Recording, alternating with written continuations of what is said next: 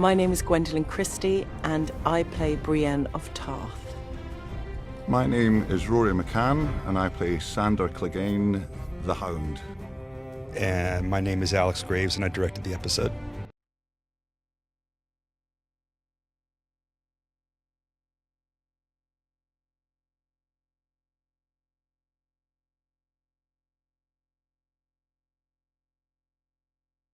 The funny thing about doing the commentary with Gwen and Rory is that for everything else that went on in the finale and all the talk and prep that went into it, I had done 2 episodes in season 3 were my inaugural episodes, and I had big stories with Gwen and Rory and spent a fair amount of time with them. And I don't think anybody could have been or was more excited to read the finale and see what happened on the mountain between these 2 actors. For the different things I did with so many other members of the cast that I love so much, my secret little pet scene, even though it's a sequence, was the scene on the mountain with the Hound and Brienne. Starting with the fact that I love the actors, and it was just it was a brilliantly written train wreck. And of everybody showing up at the wrong moment and saying exactly the wrong thing because they were all sort of in love with Maisie Williams, which is an easy thing to be. And it just had a real magic to it from the get-go, and it was so fun watching and you guys can talk about it later, but the rehearsing of the fight and getting it all together and working out Iceland and shooting. And anyway, so the finale. It was something special. I love this episode. Here we go. So this picks up after the Battle of the Wall, which was weird as a director because having not directed the previous episode, and I knew I wanted to open it this way. This is sort of based on the great British director John Boorman did a movie called Point Blank in 1967, I think. And it's got this scene where Lee Marvin just like storms down this hallway and he's gonna like kill a guy, and it's very intense and it's cut in a kind of docu way, and that is largely what I had Is that the one where he sings, I was born under a wall? Yeah. Oh, no, I think, yeah, it's Lee Marvin and Angie Dickinson, and yeah. Exactly. Your typical Lee Marvin It's scene. so powerful, the start of this, though. It's so beautiful. And it's... With that incredible walk of such intention. Yeah, and Kit, was just primed and ready for it, and had shot a lot of the season. We shot this towards the end, and it was really fun to do this, to get the intensity. And Is this Ireland? yeah. This is shooting this in Ireland, yeah? Yeah, we had to do all of the winter stuff in Ireland because a lot of it was so visual effects heavy, like the wide attack in this episode, that we couldn't do it in the 6 hours of daylight and 10 below of Iceland. And that was one of the reasons that Iceland became where we did your fight later in summertime. A lack of trees as well, I suppose, in Iceland. Mm-hmm. I never met Ciarán Hinds. I'd love to meet him. He's a lovely gentleman, not surprisingly quite something to watch act. This, again, to the writers, and I'm not going back next season, so it can't be interpreted as sucking up to anybody. This scene is an incredible, brilliant scene based so solidly in character. I always, again, love this scene in that John's there to kill him. He's going to find whatever he can to kill him. Mance may not know it, but he respects John enough to know that there's only one way to deal with him, and that's with logic. And it's really interesting to see a young guy preparing to kill the older character, and the older character diffusing everything with the truth because he knows the truth in this instance will win. She wasn't enough to turn you. It also was remindful of the scene of Michael in The Godfather where Michael actually goes through with it and kills the guy across the table from him. But I just loved shooting this and watching Ciarán kind of look into Kit's eyes and say, you can't argue with me, can you? Yeah, he's a clever man. You're doing? Also, Kit was so involved in the scene, it's worth now going public with what happened, which is that in between takes, he walked past the director's monitors and bumped them and knocked my MacBook off and destroyed it, and I never told him. You're joking. And I just want to it's time to come clean and say, kid owes me a new computer. I had to go out the next day. Go there. Alex Gray. Even better was the producers were like, you better tell him. Has he offered you does he know? He doesn't know. Does he know what he did? No, he doesn't know. He doesn't know. No, he was walking around. So shall we indicate to him that he needs to listen? Just listen to the commentary. We're really pleased with it, kid, and then just drop this clanger. That's phenomenal. $3,000 fully locked and loaded MacBook Pro destroyed. Yeah, listen, he should be giving you that. I think there should be an iPad, an iPad Mini, an iPod Touch. I think everything, because you've been a gentleman about it, and he really needs to make it up to you. I wasn't going to tell him until the Apple TV came out, and then I figured I could twist it into an Apple exactly. TV. I was going to say maybe you want to wait until there's an opportunity for some hold back new for the new merchandise. model. Rory, you notice how Gwen really jumped Christmas. in on that. She liked that whole let's get kids. Yeah, I do. I love all that sort of nonsense. Yeah, absolutely. I'm just so impressed by the fact that you didn't say anything to him. Oh, shoot it. Well, that's incredibly kind of you. I know that when we film Gwen, all we do is joke around and don't take anything seriously. But the shooting of this scene was very not intense, but it was extremely focused. And also, joking aside, look at all the dialogue. I mean, there's a big, long scene. They had a lot to accomplish. Yeah. Anyway, this was funny because it was filmed on stage early in the season, like the third week or so, I want to say, right after we came back from Iceland. And all the exterior work that is preceded and then follows the sequence was shot in the last 2 weeks of filming in November. And it was something I had, is so often the case, it charted out definitely Jon Snow's moments so that I would have a map to remember. Yeah, I think part of what I'm saying is I was very awake when I shot this, and I wasn't very awake later. Did you do it in a day, Alex? This interior shot? This whole scene was an entire day of shooting. Yeah, a long day. Which, it's so rich. It was a big day. It was a big day in one MacBook Pro. It's such a rich scene. A big day with no computer. Yeah. Yeah. No surfing the net in the evening.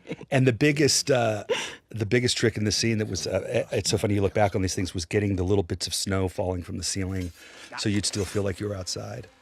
So the jig is up. And now John's in trouble. And this is another thing about just the brilliant structure of the story is, so there's going to be a horn. It's going to interrupt the scene of all scenes. What in the world could it possibly be? It's Stannis Baratheon, the one true king, invading the north. Yeah, lovely. It's very important that people know that we basically couldn't afford to have Stannis invade and couldn't even talk about having him invade for the first 3 months of the season. And so there wasn't really any money left. And so I would draw these big visual effects shots on napkins and stuff and then just put them in my backpack like this one and wait until it got to a pressure point. And apparently at some point HBO came to visit and somebody at HBO said, we're really excited about the Stannis invading sequence, and suddenly the money started to come to do this. Wow, that's some shot I there. love this shot. It's so magnificent, isn't it? And so impressive, the scale of it all. But then you then go down to the ground and it's real and it's in front of you.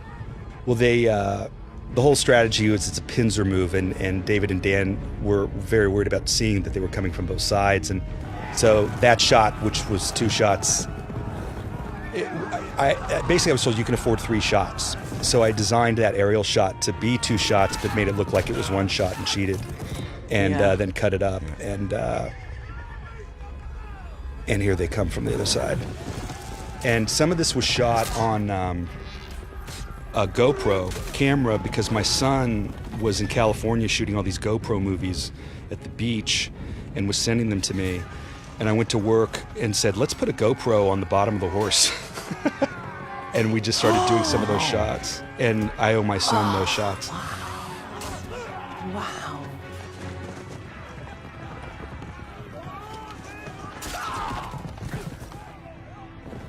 Now, all of this was shot in 3 days, and the reason it's worth pointing that out isn't to say that, gee, it was so tough, but it was so easy because the stunt guys And Paul Herbert and Cece, you know, the stunt and sword masters are the most brilliant guys you could ever work with, and they made it all play out so well.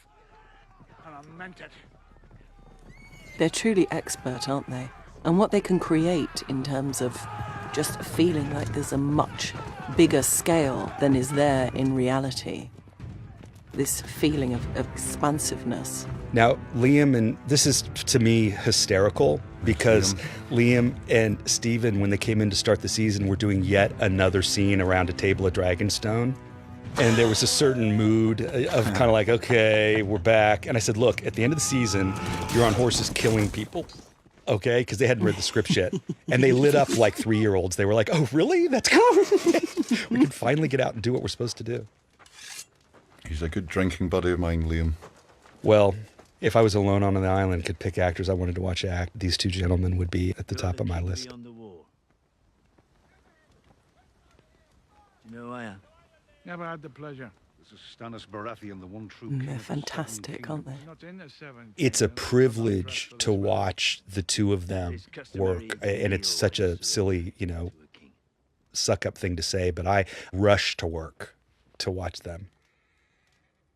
And Kit is right on. And this is the point. This is Kit at the end of the 4th season. He's done a ton of work, and he's wiped out. And I think he was promoting a movie, and he would just come in and just be, look at him, dead on and exhausted, and like he just fought the Battle of the Wall, and he just really brought it.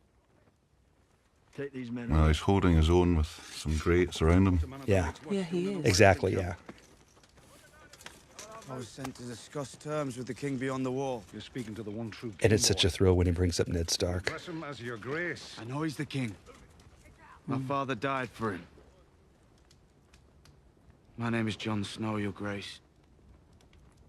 I'm Ned Stark's son. I love that. I respect that. Your father was an honourable man. He was, your grace.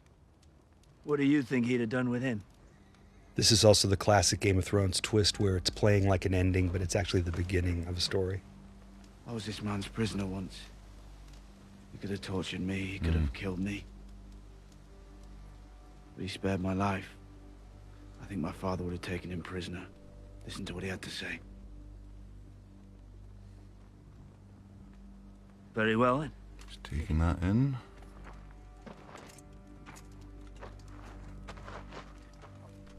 And now a very well-placed reference to the White Walkers, with nobody realizing that they're coming later in the episode. Rory and I were talking earlier about how cool it was that when they marketed the season and they marketed this episode, and there was so much advertising for it, that they never, ever showed the White Attack. And it was such a surprise to people. That is the glorious nature of the surprises in this show, is that they are remarkably well kept. Mm-hmm. It is. And so many elements absolutely nobody had any idea about. So it is that absolute thrill when it's viewed that people are shocked. There's nothing to be done. Yes, there is. The scene deserves a shout out to Barry, the genius makeup master artist who did all of the Mountain's wounds, and of course is responsible for destroying Oberyn's head in episode 8, which went over really well. That was quite a moment. Yeah, I've gotten a lot of talk Yeah, about that. prosthetics and all the makeup are incredible. Pamela Goldhammer, she needs a mention. She was incredible.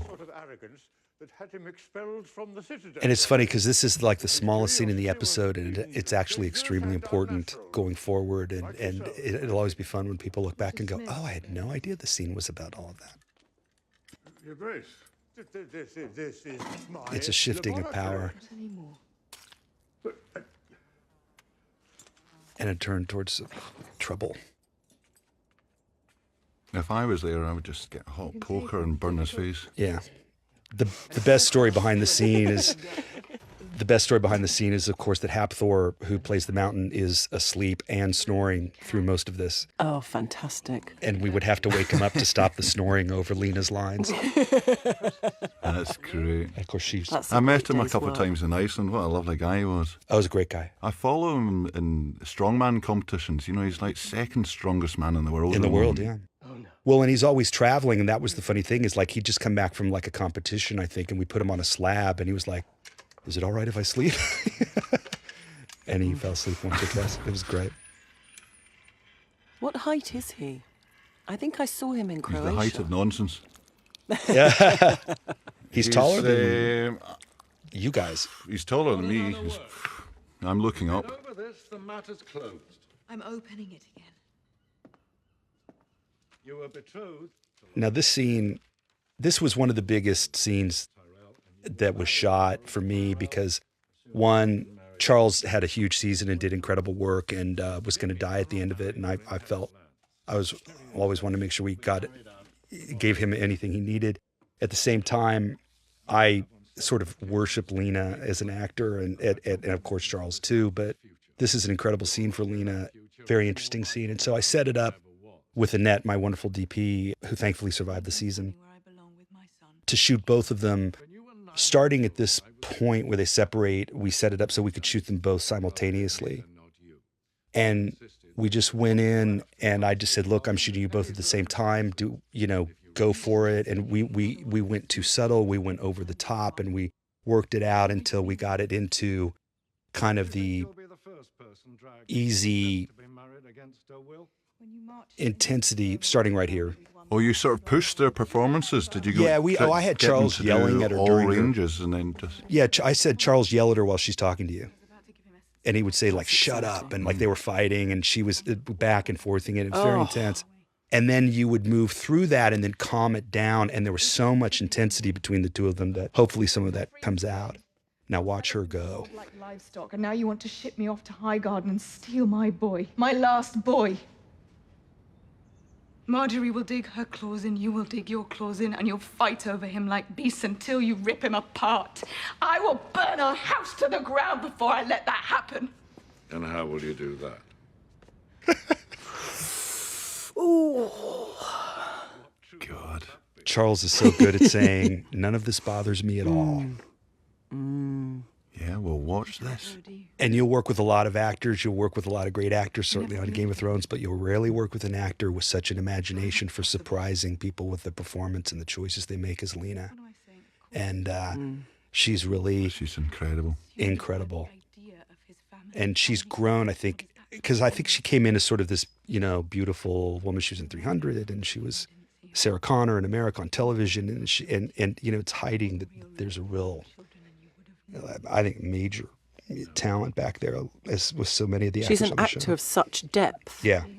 And she brings such reality to everything that she does. It's entirely believable. She's incredibly skillful and has a magnificent, magnetic presence on the screen. Well, she looks to make the choices that other people wouldn't make. Mm-hmm. And that seems to me, as a non-actor, incredibly hard to kind of master. Mm-hmm. Oh, Charles, he's so great. What to do? She won that one.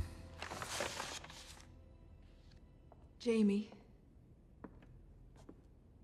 You won. One fewer brother. You must be proud of it. This was a weird scene to film because it was very odd to film a scene where Cersei was feeling affectionate towards somebody. And it also is in a point in the hour where I wanted to move in her energy through the scene and give it a sort of her, not sexual energy, but her intellectual energy, because she's actually manipulating him a bit. And so the move around the table, the coming in, the crossing over him to her, bumping around his head with her lines on saying Tywin Lannister, there was always a movement to it. And she took to it very quickly and, as should be the case, took over the scene.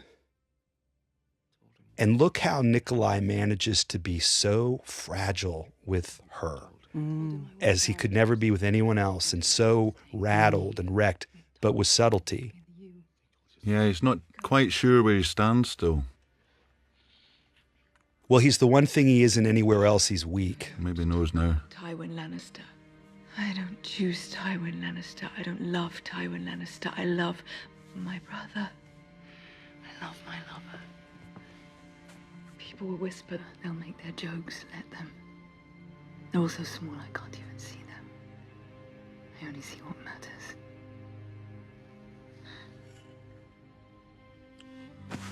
For me, that's as good as it gets. So Someone will walk in. I don't care.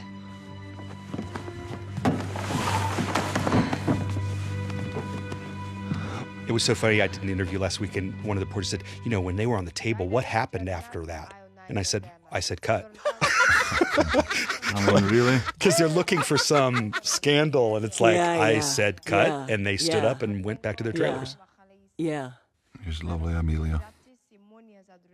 I really enjoyed that scene the first time I saw it, but it stands up every time. It's so electric. So we shot this scene the day after we shot Emilia sending Jorah on his merry way and banishing him. Before you freed me, I belonged to Master. What was interesting here was to try to have Emilia at a distance be the queen and the host of these meetings. And when you cut in and you're closer to her, you can see that she's unstable because she's now lost. She came away from season 1 with 2 things, her dragons and Jorah. One of them's gone, and she's about to realize she's got to lock away the other. And she's not doing very well. Now I live on the streets.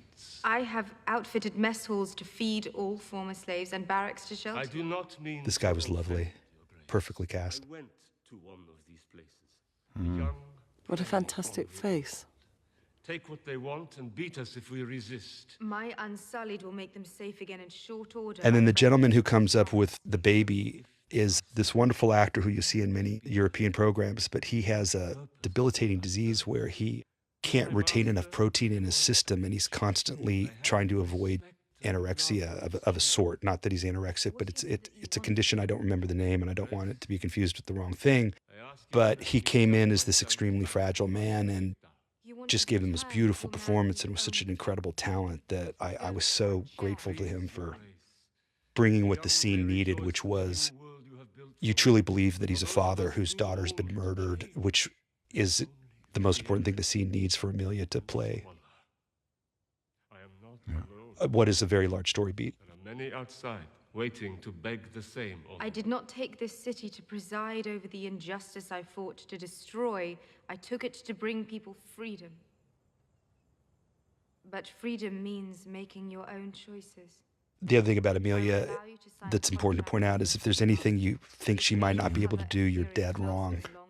She can do just about anything, and it's a real thrill to watch her, as it is this whole team. Thank you.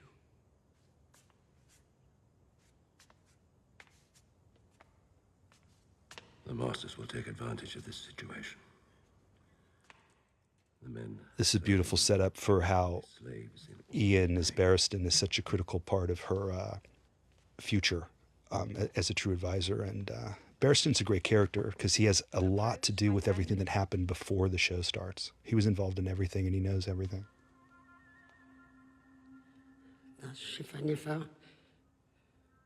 Yeah, I watched an episode of last season in Sweden, and when Barristan came up on the screen, they gave a massive cheer. Oh, that's great. They love his character over there.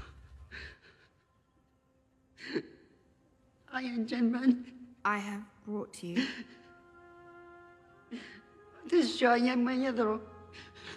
He came from the sky. The black one. The winged shadow. It's very moving, his performance. Yeah, it's what it needs to be, and we were lucky we found him. It's an example of how critical every piece of casting really is, and how important Barry, the makeup artist, is for building this little skeleton. We kept having to burn it more and more. What was her name? God. How old was she? The actors loved this. This was fun. The actors came to rehearsal, and I said, well, I'm doing this in one shot, and they were just stunned. And they said, what do we do? I said, it's got to be one fluid shot that is going to take us right into the smash of the tomb opening. Because I just felt like that was where she was. She was, meet me in the catacombs. I made the decision, and it's in motion. Yeah. Boom.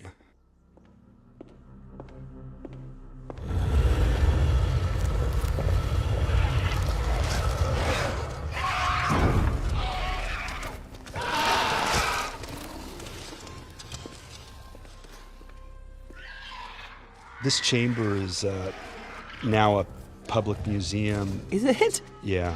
I love these dragons. This is a museum and room. This is Croatia. Yeah, this is underneath Split, Croatia. We were trying to figure out how to make this work out, and Bernie Caulfield, the line producer who's responsible for us not spending too much money, came over to me when we were scouting, and she goes, what if we built stairs and just did that, her whole walk down here? And I said, can you build stairs for me? And she said, yeah. And it was such a sweet, great moment, because she really saved this from becoming 2 rooms or too many sets or unaffordable. Yeah. It's wonderful to have that viewpoint, though. Yeah, well, she's incredible, and it was so great to be able to say, I want to have water all over the floors, and have the visual effects guys who did not want to hear that say, okay, and just go with it. And as is always the case, do such a spectacular job with the dragons. They couldn't look more organically real. So on the day, what are they using for dragons? Is there some guy with a blue suit on, or what's Emilia doing there on the day? There's nothing with Emilia. They're not even there. She's doing everything after having sort of been, she'll say what's happening, and you tell her, and she does it. But then we do film the same shots over again with the guys running around with their, the balls on the ends of sticks, and the guy's actually very dedicated to acting out the dragons. It's very sweet. Now Michelle was furious at me for getting this dress wet. And furious because it got wet and dirty. And this is Michelle Clapton, the costume designer. And I was terrified because I respect her more than most human beings probably. But she understood why I did it. I said I wanted her to get dirty as she walked out. It needs it, doesn't it?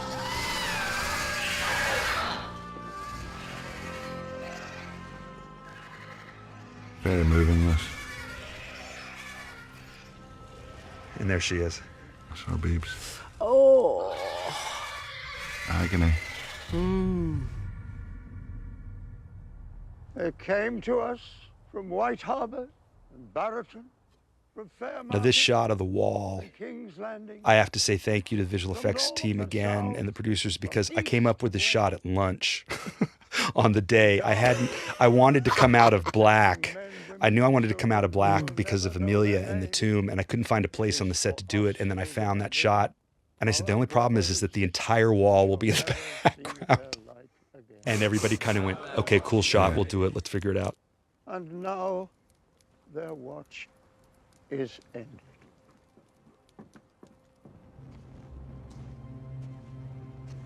I love this because it's just so odd to see Stannis Baratheon in this setting and the family.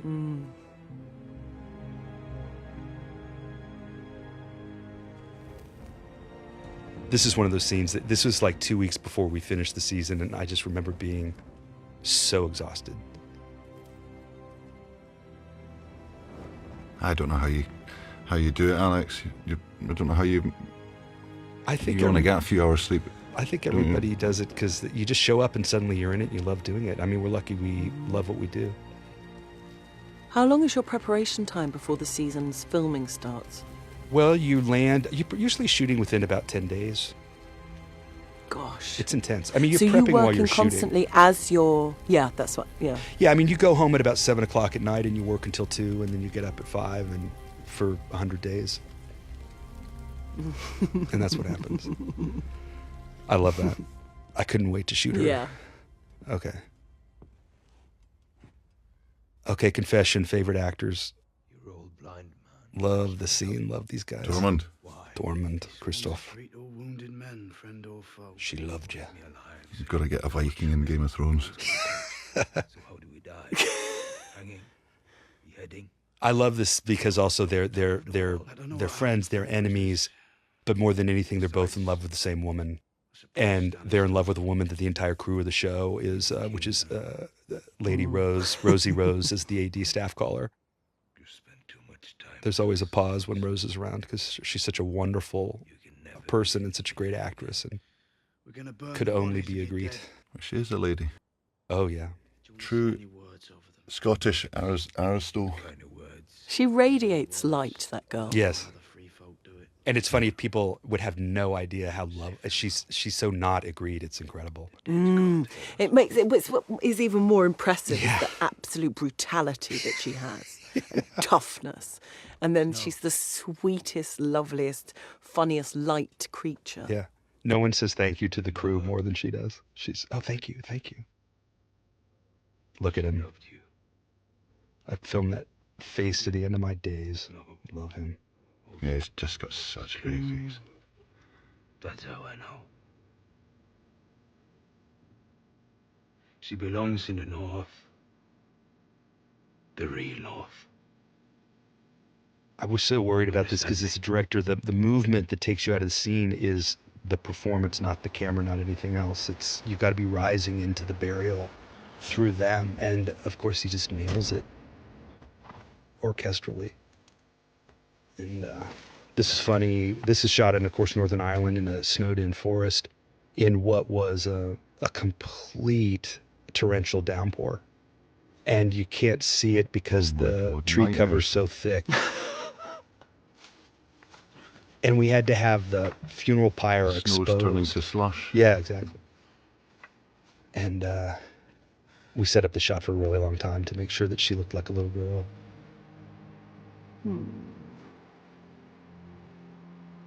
This was hard for Kit. It was hard just doing because he's so crazy about it.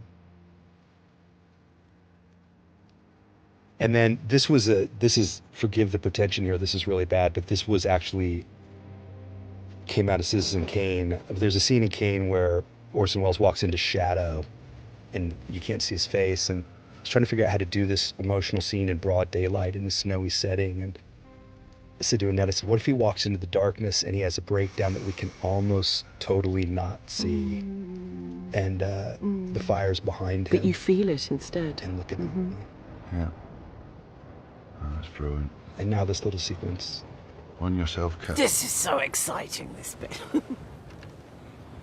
This sequence and Danny arriving at Marine constituted about 70% of my time for 6 months and in the day. And, you know, I storyboarded this initially on napkins during the first scout in Croatia. I'd go home at night and at dinner, and I have these napkin storyboards. Because you didn't have a computer, because Kit... Yeah. It's true. This whole thing goes back to Kit and the struggle to make things. Yeah. We couldn't shoot this in Iceland because it was too complex for the weather and the 6 hours of daylight. Chris Newman thankfully found the perfect rock quarry to snow in Northern Ireland, and it's so complex to talk about how this was done. It's hard to even start, but it began with this is totally undoable, and we figured it out. The big decision that came at the beginning was I came over to Hollywood when I just finished season 3 to meet David and Dan, who were writing the outline, and I'd read the sequence having not known about it. I said to them, are they slow-walking zombies? Because I'd love it if the guys who are buried here are like warriors and they come out of the snow at like 90 miles an hour, and it's a real surprise because we haven't seen that. And, you know, David and Dan are sitting there going, yeah, that sounds great. They just keep going. And then they wrote it shortly after that and really just wrote it perfectly to play to that. And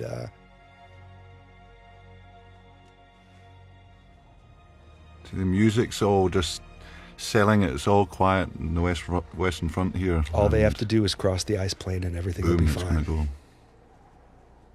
And I obsessed with how his ankle would be grabbed for several weeks, and I finally had my wife walk around in our kitchen with me lying on the floor until I figured out how to grab her ankle. Yeah, no, I have a video from my phone of like pretending I'm grabbing her leg. And did you grab a leg like that? I pretended her leg was being grabbed while she crawled around. It was really funny. Oh, right. This is what goes on. Now,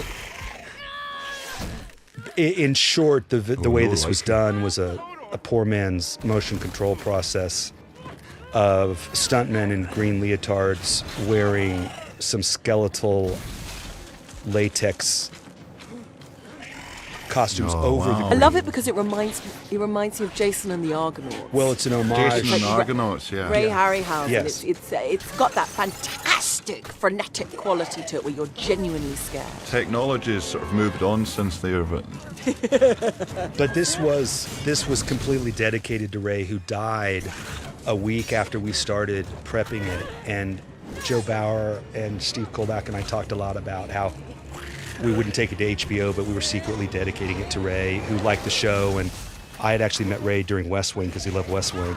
Oh, wow. We all grew up with his genius, so hopefully this would make him proud. Go on, Hodor. Hodor finally gets to have some fun.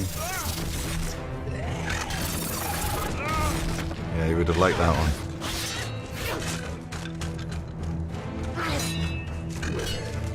Well, and every shot had to be shot 3 times. That's great. It had to be shot with both skeleton and actors. Then there had to be a matching take with no skeleton. And then we would do whatever cleanup take would have to happen. And all these actors did such a perfect job of duplicating everything. Save yourself! Now! That must have taken a couple of days, Alex. It was supposed to be, originally I think we had 3 days to do it. They realized it was going to take 4, and we spent 5 days shooting it. 4. Oh, man.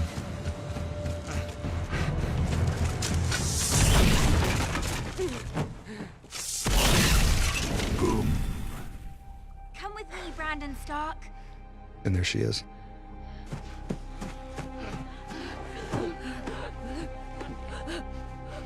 He is lost. Come with me or die with him. Go with them.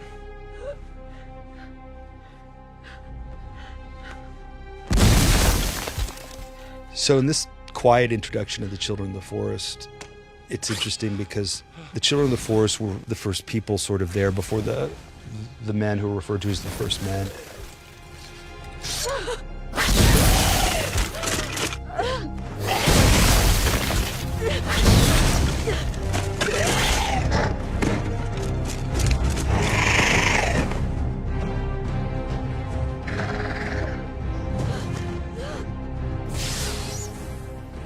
In the eyes. Yeah, I love that. Yeah, what's going on with the eyes there? Well, you can see the fireball coming in the eye. Oh, right. But this little girl, you see the shoot, the bolt go across his eyes. It's beautiful. But this little girl that comes out of nowhere that's totally otherworldly and starts shooting fire, you know, at that point you're like, what is going on? But I like it.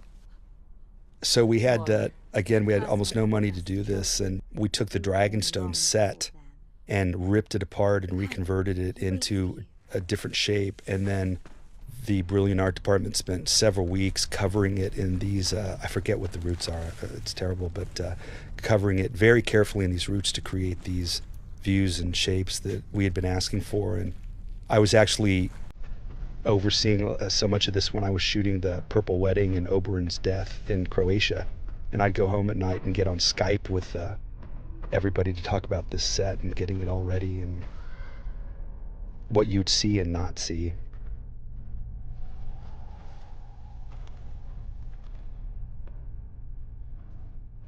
For everything that went into this set, for so many people, it's the pressure Annette's under, my wonderful director of photography, which is it's the lighting at the end is what really sculpts it and makes it what it is. And Hodor knows he should put him down after 2 years. It's time to put him down, Hodor. Yeah. Put the brand down. Pull me back. This was moving for me to see Isaac really struggling across, finally getting where he needs to go.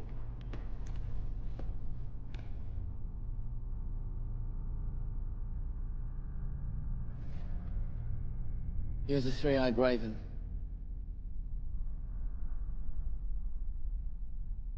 I've been many things. Now I am what you see.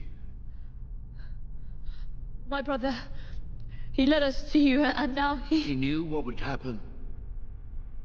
From the moment he left, he knew, and he went anyway. How do you know? I've been watching you. All of you. All of your lives. With 1,000 eyes and one. Now you've come to me at last, Brandon Stark.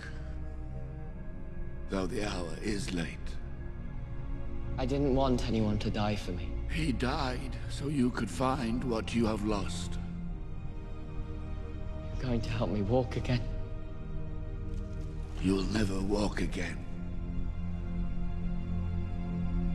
But you will fly. See, that's enough to make you go, right, I'm watching season 5 then. Yeah, isn't it? Yeah. Well, let's just fast forward through this. Yeah. So, as I said earlier, I don't know if I said it while we were recording or not, because we were talking, but this was my favorite scene. Podrick, where are the horses? In 4 hours and 4 episodes, I had this little obsession with the scene. I think some of it had to do with that I'd worked so much with Gwen in season 3 and I'd worked so much with Rory in season 3. But when I read it, I couldn't believe what happened, and I was enamored with the writing and how, look how funny she is. She's so perfectly funny in character, but it's such a train wreck. 3 people at the wrong time, saying the wrong thing, going the wrong way.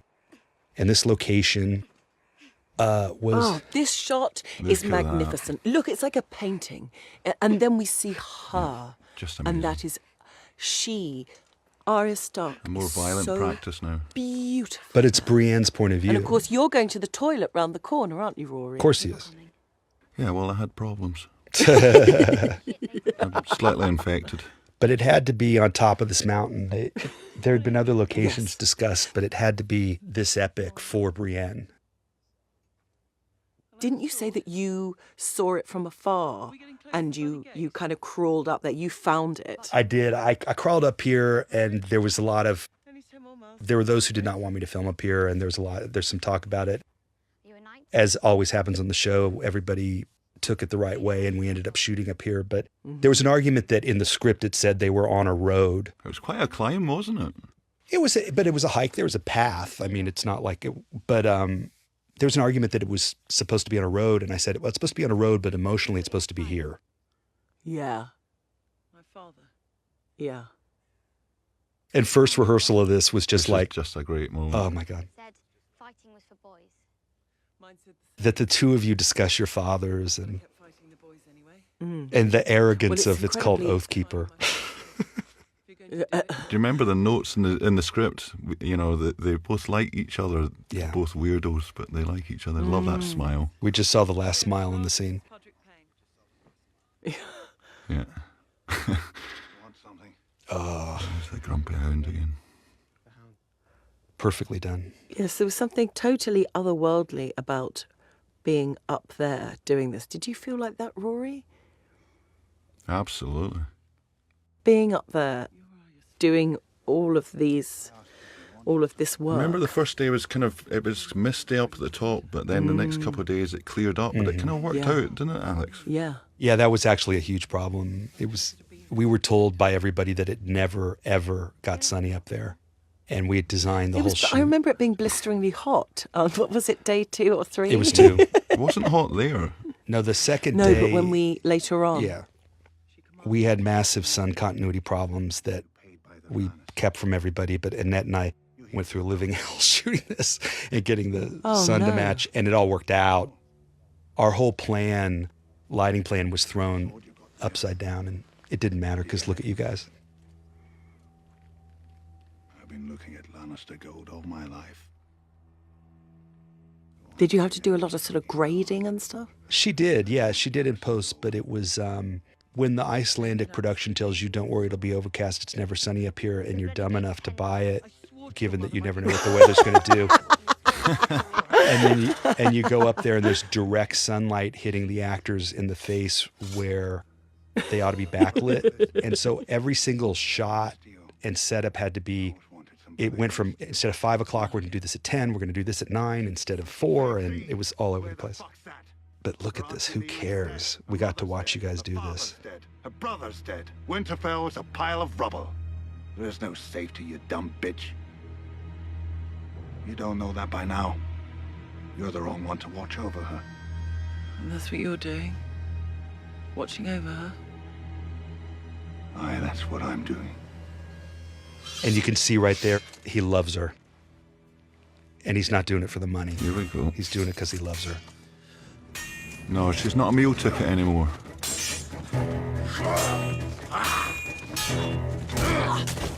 In case you thought it was going to be polite. Oh, happy days, Gwen. Thanks to the effects crew for the smoke in the background.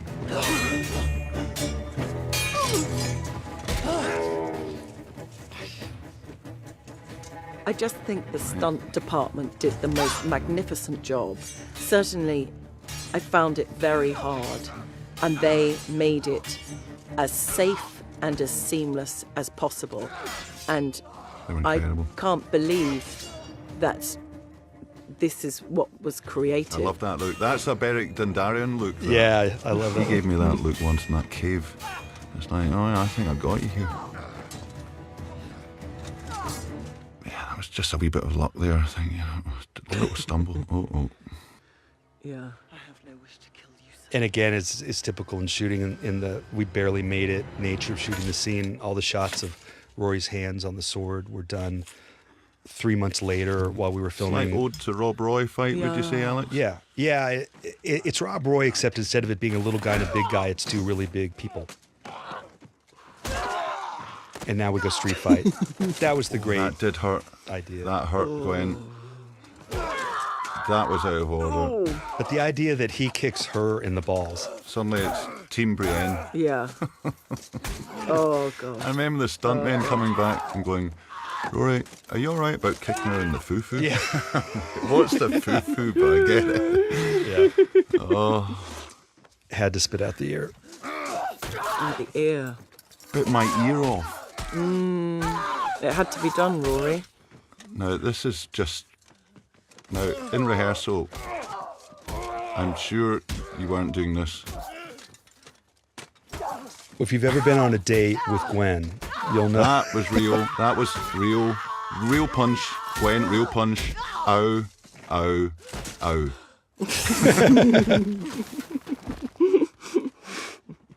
Well done. And this is, again, Gwen just being willing to really let go and take Brienne to that place in the middle of everything we were wrestling with that day. It was just such a... It really stopped the set. I mean, the crew was really like, wow, did we just film that? Yeah, everyone was buzzing. And all the while, you're standing there going, and just a few seconds after that happens, Rory's going to be waiting down there, and we're going to have quite a scene. No. I was watching you. I thought you might need some help. Which way, Pot? Which way did she go? It's lovely, Daniel. Fellow Glaswegian. Oh, he's so fantastic. Chap. He's great. Oh, there she is. And this is one of those scenes where you just wait weeks to just watch what the actors, they're going to do. And this was very quiet and very simple to shoot. And Rory just let it all roll.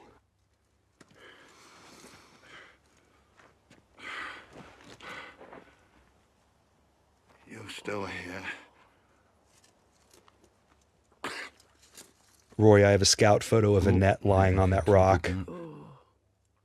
As we're trying to make sure we're in the right spot to have the perfect out of focus background behind you. We were so worried about how you would look as good as possible or as bad as possible. I don't think as the audience we expect to see this. And when we see this, this is the real horror. Yeah. I'm done. She's keeping her distance, though, eh? Well, that's the suspense of it. These wounded dogs, these animals. Fuck water. Killed by a woman. I bet you like that. But look at Maisie's eyes. She doesn't look like that. I mean, if you meet Maisie, there's no scenario in which she looks like that. And then you do the scene, and she walks in, and somehow she's changed her entire face. Lost a day out there. I'll last longer than you. The hounds created a monster. You remember? Whoever made Maisie made quite a talent. It is really something to watch. Yep. And Rory mastered loving her through this whole scene for me. I mean, yes. It's so painful. Go on, girl. Another name off your list. You kept promising me. It's really father-daughter now. In his mind. I cut down your butcher's boy. The ginger. It's when the Hound just tries to get a rise out of her. He was begging for mercy. It's awful. You believe that he's in his final throes. And how incredible is the makeup? Laid all over my horse. You don't even think about it. It's so perfect. Shadow stunk of butcher's boy for weeks. Yeah. Maisie looks just ravishing. Sister. It's totally captivating. Pretty sister. I should have taken her. That night the black water burned. Probably shouldn't have brought up Sansa. I should have fucked her bloody. At least I'd have one happy memory.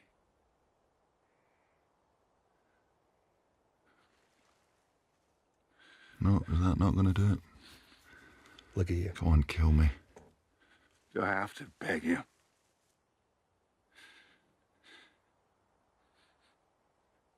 Do it.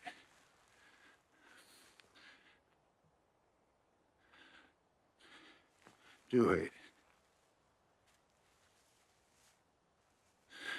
Do it.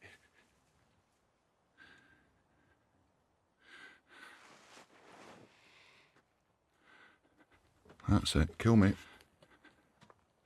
You know, you do these commentaries and it's such a love fest and it sounds like we're all so in love with the show and each other, and it is that, but it's also just, it's so hard to do the show. I mean, you imagine what the actors, what everybody behind the camera had to pull off this day to get this done, and there is a point of pride to it that it shouldn't have been doable, but it was done, and ended up operating at this level. And you can't help but say, good on you, mate.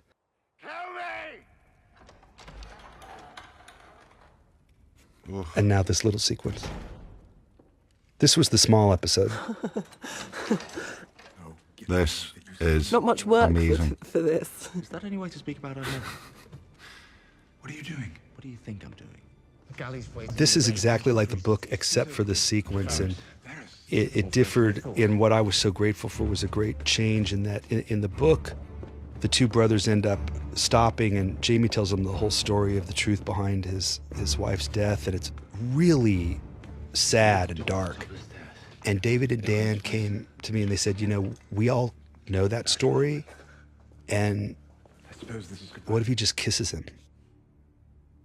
And I just was like, oh my God, really? And never on Game of Thrones would you expect such a sweet, vulnerable moment between these two brothers. And there it is. No, that's beautiful. I love that. Farewell, little brother. Yeah. And not sentimental. Jamie. Thank you for my life. The delivery of that line, like, thank you for my life. This is like music. All he has to do is go up the steps. And he just can't do it.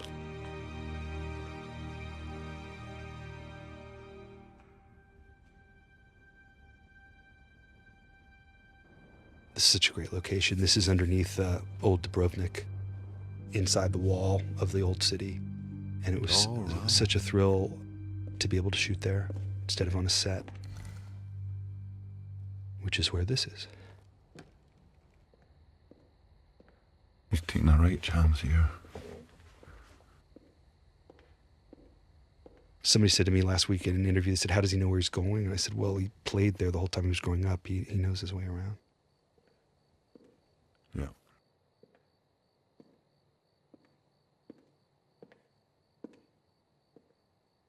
Peter and I, the one time I've ever gotten into it with David and Dan, if you want to say actually got into it, we shut down the set for almost an hour when we shot this because we thought that Peter should see Shay a millisecond later than that. And David and Dan thought he should see Shay a millisecond earlier than that. And we stopped and talked about it for an hour.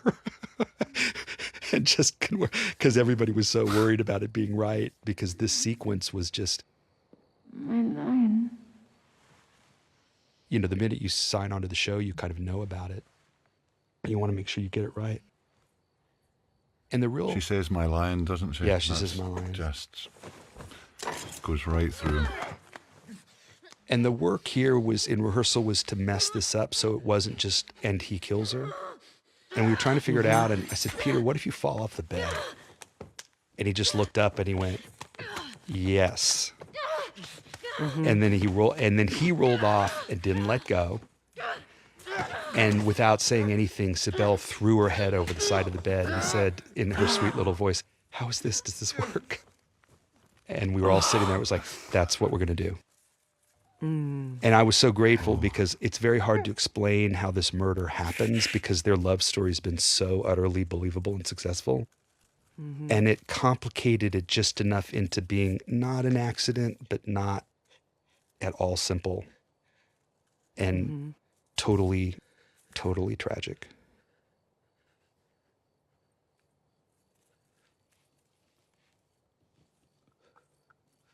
And again, to Peter's credit,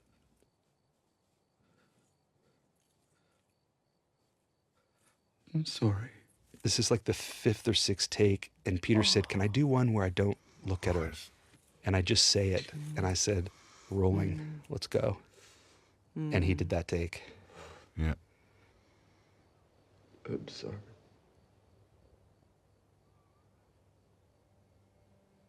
So sad. And there's only one thing in front of him.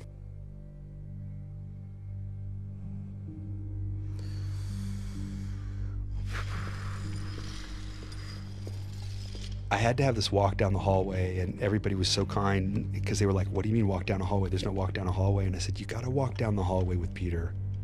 And so we went all the way over to the throne room to just film him walking that much, because you can just cut to him arriving at the doorway. Tooled up. Yeah.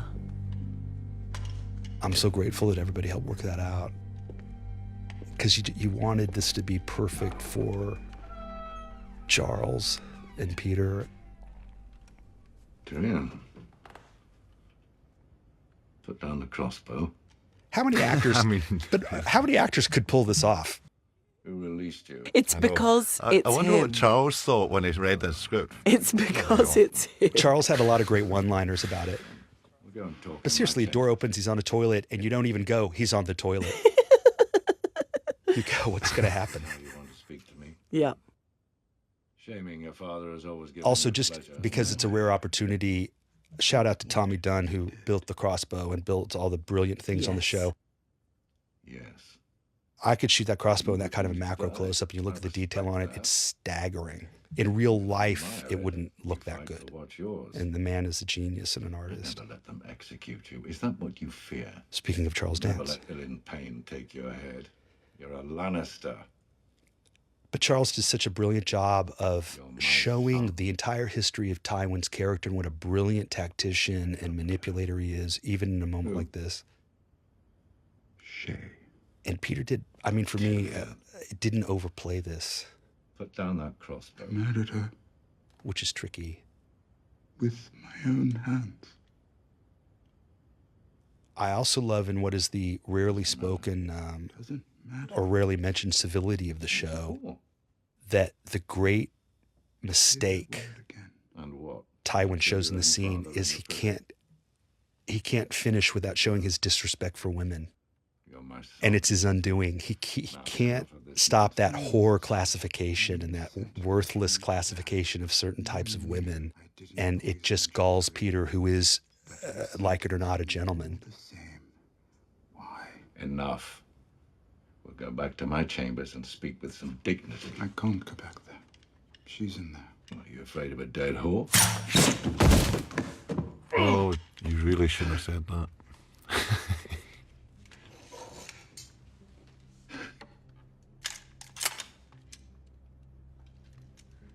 You shot me. I can't believe it. People wondered if the reload was going to take too long, and we would say, I hope so. It just adds to the tension. Yeah. I have always been your son.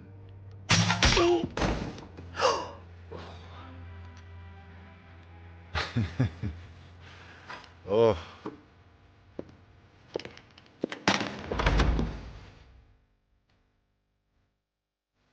If it were me and I had a night like that, I'd go straight to Conleth.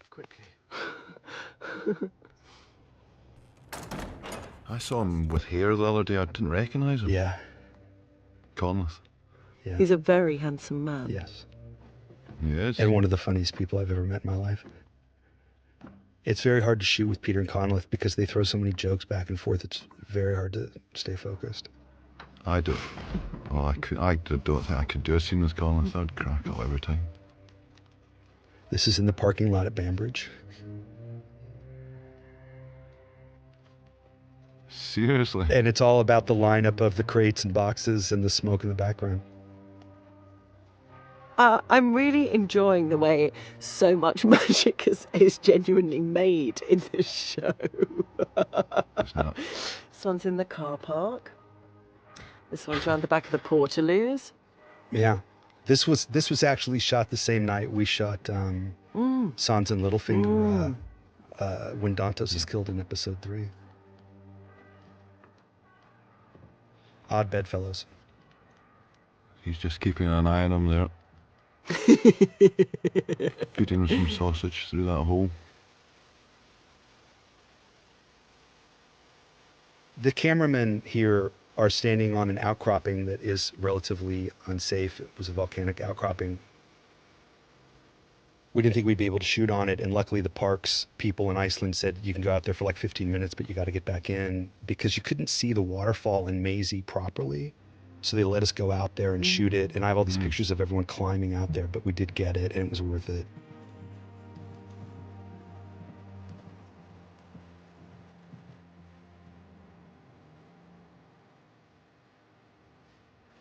And this is back to Northern Ireland. That was previous shot was Iceland, and then this is Northern Ireland. Is that salt? Yeah, it's meant to be a salt dock. That's back in Northern Ireland. Yeah. I want to see the captain. This is at Ballantoy. This was actually shot an hour before we did Stannis and Melisandre burning everybody at the same location in episode 2. Right behind the guy shoveling is a huge rock outcropping where we shot episode 2's Human Sacrifices. Now, at this shot was shot in Banbridge. This was shot on the coast of Northern Ireland. I have something else. More silver won't make a difference. It's not silver. It's iron. The ship's in Banbridge, so that's in Banbridge. This is the coast. Banbridge. Because we didn't have the money to do a ship anywhere. We had to just do it where we had the ship. Of course. And then I storyboarded the last ship sequence at a time when it was very public that we were out of money. And I was kind of in a bad mood one night, and I went home and just said, screw it, I'm going to just design it exactly the way I want. I designed this fairly large shot for the final shot. And thankfully on Game of Thrones, if you do something that seems to work, everybody goes, oh God, all right, let's figure it out. And we did this shot.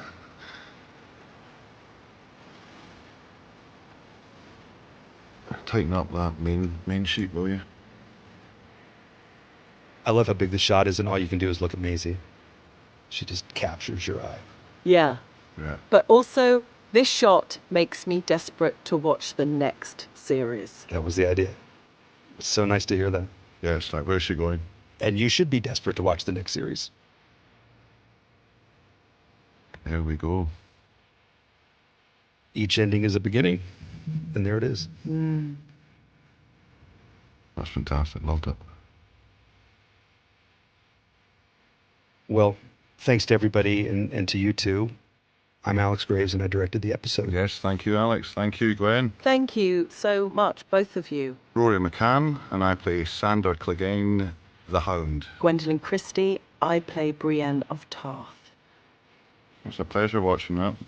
Yeah, what a treat. I learnt so much as well about that So episode. annoying not being allowed to eat popcorn at the same time, but I understand.